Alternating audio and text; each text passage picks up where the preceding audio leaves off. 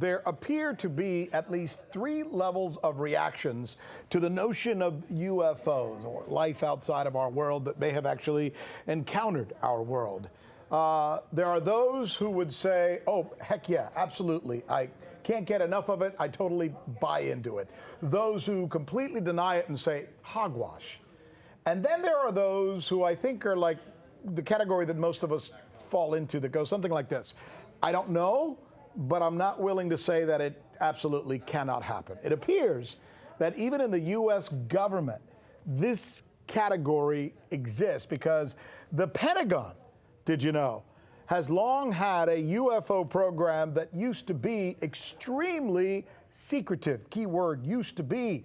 News with Rick Sanchez. Special correspondent Michelle Greenstein is joining us now because the head of that program is now going to go public and tell his story. Who is this guy and what are we talking about? He is. His name is Luis Elizondo, and the program was the Pentagon's Advanced Aerospace Threat Identification Program. The Pentagon put $22 million a year into this thing, which was then a secret. This was their secret UFO program, right? And it was supposedly concluded in the year 2012. Now, before this program, the U.S. Air Force actually had something different. It was called Project Blue Book, and that investigated claims of UFOs, thousands of them in the 50s and 60s. But once the Navy upgraded its radar technology in the 80s, we started to see these UFO sightings become much more common. Now, Luis Elizondo, who's the former director of this program, actually resigned in protest. He claims that he wasn't a fan of the excessive secrecy, and he wasn't a fan of the fact that the government was unwilling to address the potential risks of UFOs. Well, let me ask you the question that I think most people who are listening to you speak would want to know. The fact that they had a program, okay.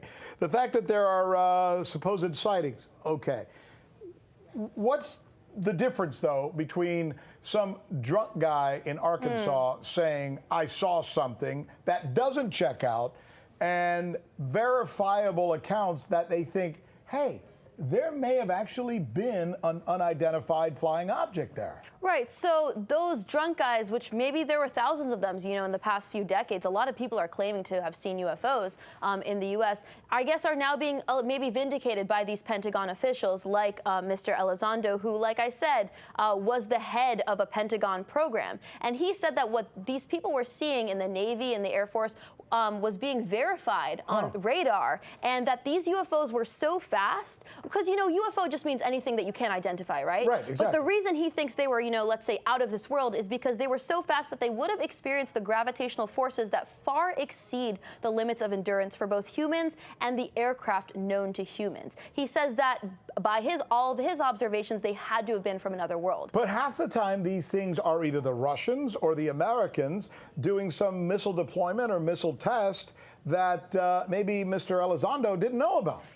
I really don't know. I don't have firsthand knowledge of it, but let's take a look at what he had to say. This is his justification. Right. He says that they don't have engines or even wings, and they are seemingly able to defy the natural effects of Earth's gravitational pull. So this man thinks that if this were a court of law, that we are well beyond the point of what you would call reasonable doubt. And he's going to be sharing these stories in depth on the History Channel tonight. That's when the docuseries premieres. And he's speaking in protest, which is what makes this story so interesting. Right. He and his fellow colleagues say that they weren't able to get this on the desk or on the agenda of the actual Secretary of Defense, so they're actually going to the public instead. And he's not alone. Christopher Mellon, the former Deputy Assistant Secretary of Defense who worked under both the Clinton and Bush administrations, says that although there hasn't been any contact between the military and between, whatever beings are on these alleged UFOs, all indications point to the fact that these UFOs are what he calls, quote, intelligently controlled devices. So to him, it's no longer a question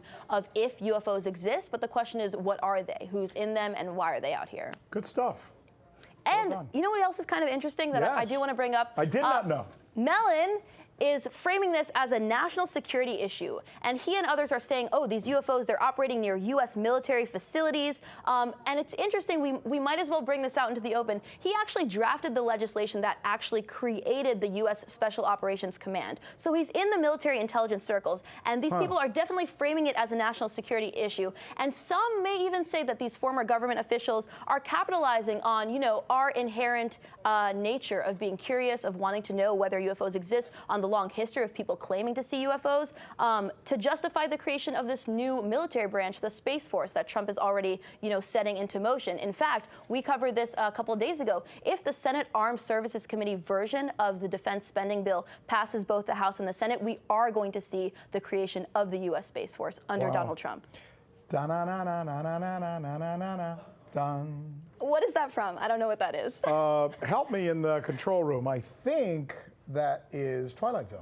Oh, Yes, okay. Twilight Zone. Thank you very much. My bad. Yeah. Thank you. Good report. Thanks, Well done. Rick. I'm Rick Sanchez. You found us on YouTube, and that's awesome. But you know what?